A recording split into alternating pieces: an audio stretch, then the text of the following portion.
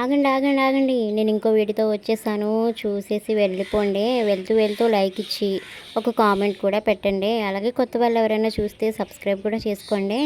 ఇందుకు వీడియో ఏంటనుకుంటున్నారా, మన వినాయకుడికి ఎంతో ఇష్టమైన అందులో ప్రసాదంలో ఒకటి ఉంటుంది అన్నమాట, చాలా బాగుంటుంది. దాన్ని మా సైడ్ అయితే బెల్లం తారీఖులు అంటారు.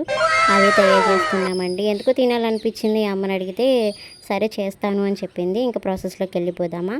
మనం నానబెట్టుకున్న బియ్యం ఆరబెట్టేసుకొని కొంచెం ఎండిపోయిన తర్వాత మిక్సీలో పట్టుకొని పొడి చేసుకుంటే మెత్తగా పిండి కింద చేసుకుంటే మనం ఇంట్లోనే తయారు చేసుకోవచ్చండి. పిండి కూడా దగ్గర తీసుకునే కన్నా షాప్లో తీసుకునే కన్నా అలాగా ఇంట్లోనే తయారు చేసుకుని పెట్టుకోవచ్చు.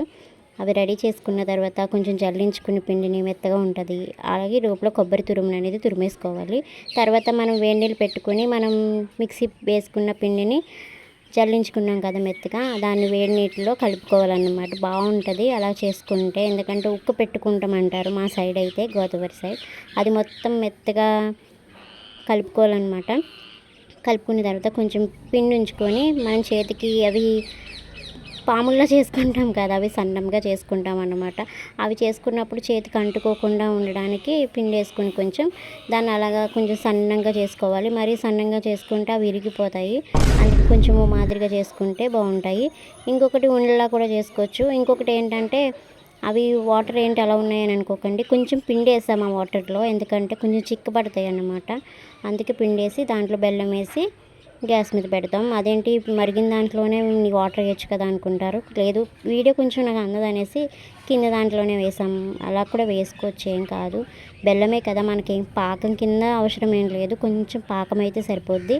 అవి బెల్లం అంతా కరిగిపోయిన తర్వాత కొంచెం పాకం అయిన తర్వాత మనం పక్కన చేసుకున్నవి అందులో వేసేసుకొని కొంతసేపు అవి కొంచెం బాగా వాటికి బెల్లం అవి పట్టేలాగా కొంతసేపు ఉంచుకొని తర్వాత మనం కొబ్బరి తురుము కూడా వేసుకొని మూత పెట్టేసుకోవాలి తిప్పకుండా. ఈ లోపల చేపలు అయితే వచ్చినాయండి, గోదావరి చేపలు మాకు ఎప్పుడు వస్తూనే ఉంటాయి.